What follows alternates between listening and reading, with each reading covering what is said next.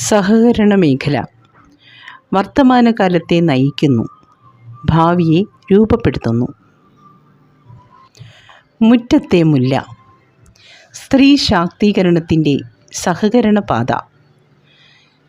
കേരളത്തിലെ ഗ്രാമീണ മലയോര മേഖലകളിലെ സ്ത്രീകളെയും താഴെത്തട്ടിലുള്ള കൂലിവേലക്കാർ, ചെറുകിട കച്ചവടക്കാർ തുടങ്ങിയവരെയും വർഷങ്ങളായി നിയമവിരുദ്ധമായ പണമിടപാടുകാർ ചൂഷണം ചെയ്തുകൊണ്ടിരിക്കുന്നു.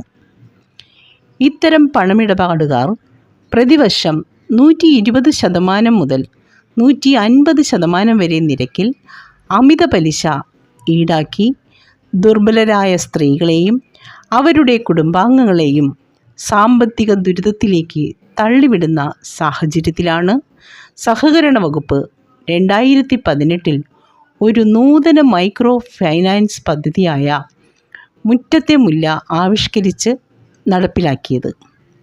കുടുംബശ്രീയുമായി സഹകരിച്ചാണ് ഈ പദ്ധതി നിലവിൽ നടപ്പിലാക്കി വരുന്നത്.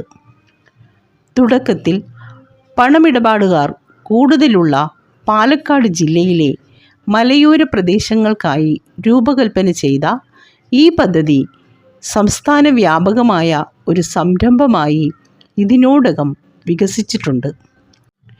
ഈ പദ്ധതി പ്രകാരം ഒരാൾക്ക് 1000 രൂപ മുതൽ 50,000 രൂപ വരെ വായ്പയായി നൽകുന്നു.